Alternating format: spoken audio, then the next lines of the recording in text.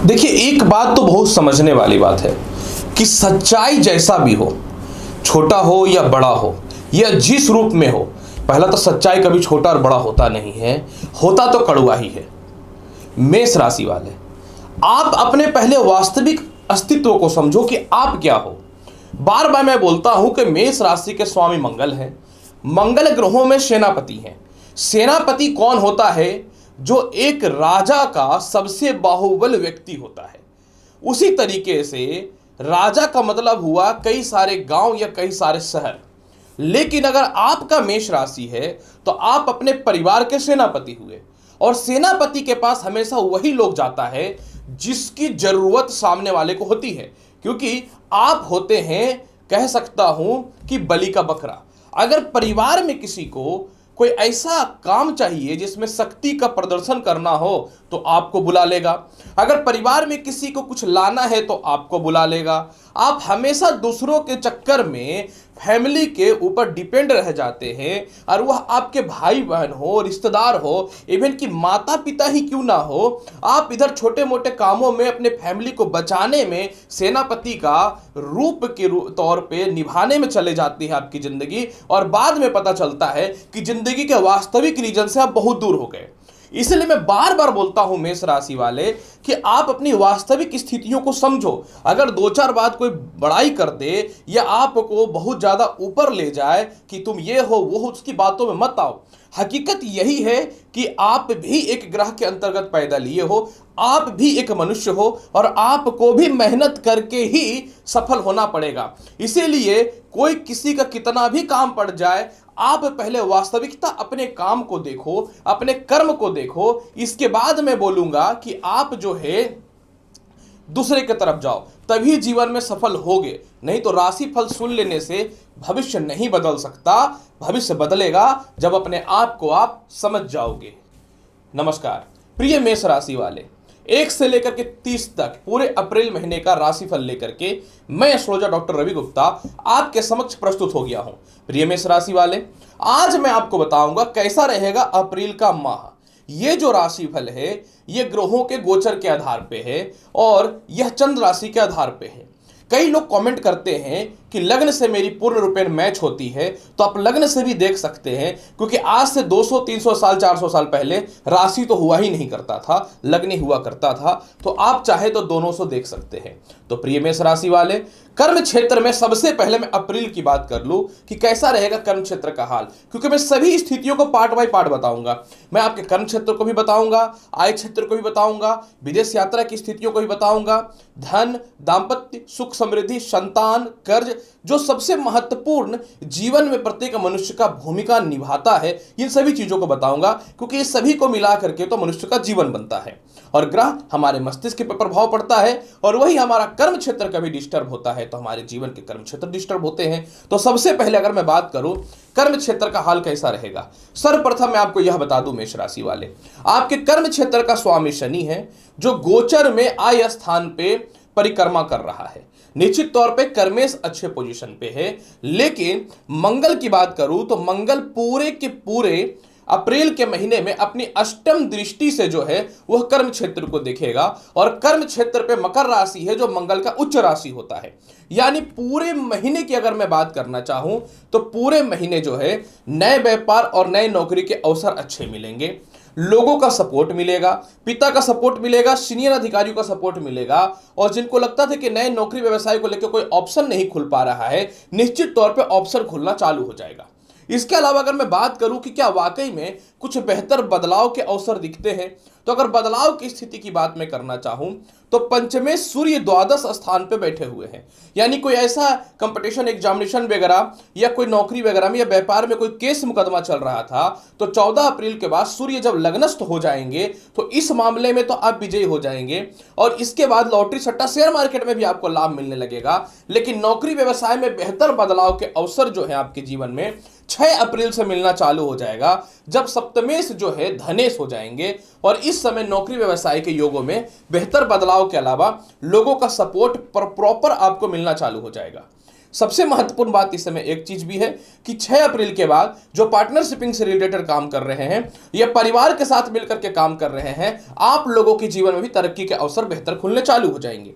अगर मैं बात करूं कैसा रहेगा विदेश यात्रा का योग, विदेश यात्रा कारक बृहस्पति जो है द्वादश स्थान पे 22 अप्रैल तक बैठे हुए हैं और बृहस्पति जो है 22 अप्रैल के बाद मेष राशि में आ जाएंगे। 22 अप्रैल तक विदेश जाने की संभावनाएं आपकी बनेंगी, इसमें कोई शक नहीं है। लेकिन 22 अप्रैल के बाद जैसे ही बृहस्पति लग्न में आ जाएंगे, इनकी नौवीं दृष्टि भाग्य स्थान पे पड़नी चालू हो जाएगी। कोई भी ग्रह अपने खुद की राशि को देखता है तो वह उस राशि के फल को 10 गुना बढ़ा देता है। यानी 22 अप्रैल के बाद विदेशों से एक्सपोर्ट इंपोर्ट के अलावा विदेश जाने की संभावनाएं बहुत ही तीव्र गति से मेष राशि वाली बढ़ने चालू हो जाएंगे। इसके बाद मैं बात करूं इनकम का हाल कैसा रहेगा, क्योंकि बिना पैसे का तो संसार चलना नहीं है।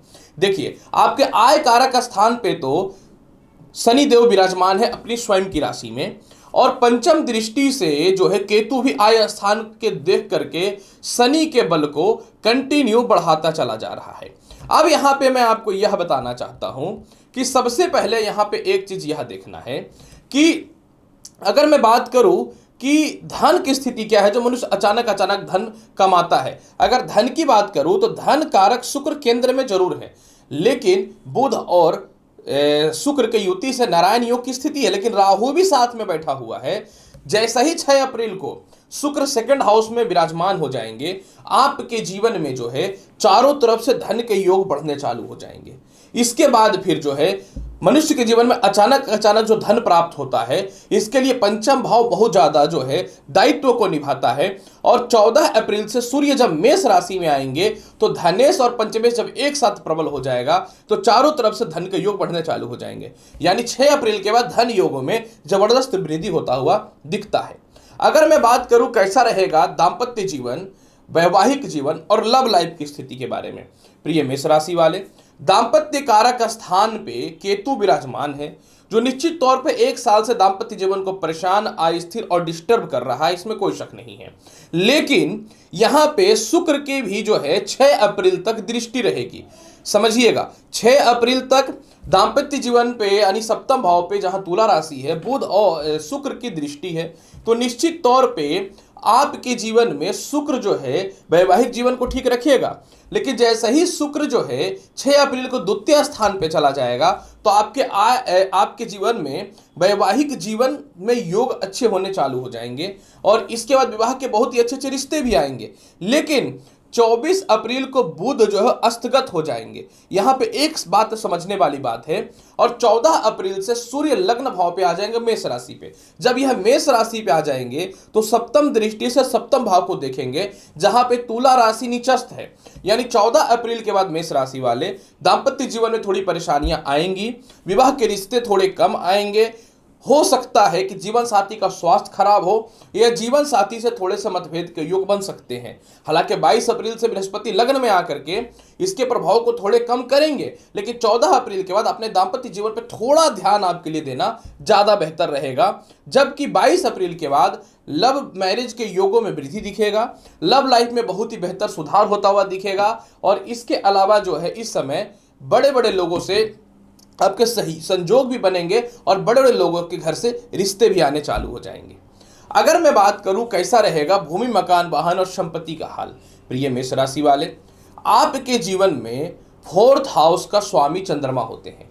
चंद्रमा तो हर 2.25 दिन में अपनी राशि को चेंज कर लेता है। 22 अप्रैल तक बृहस्पति पंचम भाव को 22 अप्रैल तक बृहस्पति पंचम दृष्टि से चतुर्थ स्थान को देख रहा है, जहां इनकी उच्चगत राशि है। तो 22 अप्रैल तक भूमि, मकान, वाहन का बहुत ही बेहतर लाभ होता हुआ दिखेगा। 22 अप्रैल तक जो है आपको माता पिता से सपोर्ट भी मिलेगा। 22 अप्रैल तक जो है आपके पुराने संपत्ति सेल भी हो जाएंगे और समाज के लोग या किसी प्रकार का विवाद है तो प्रॉपर्टी को लेकर वह भी ठीक होता हुआ दिखेगा। हालांकि 22 अप्रैल के बाद प्रॉपर्टी से रिलेटेड थोड़ी सी समस्याएं हो सकती हैं, थोड़ा ध्यान देने की आपको आवश्यकता रहेगी। अगर मैं बात करूं कैसा रहेगा शिक्षा, संतान का हाल, प्रिय मेष राशि वाले, शिक्षा संतान कारक सूर्य 14 अप्रैल तक द्वादश स्थान पे है। 14 अप्रैल तक संतान संबंधित यानी संतान के भविष्य को लेकर परेशानियां रहेंगी, आप कुछ भी कर लीजिए।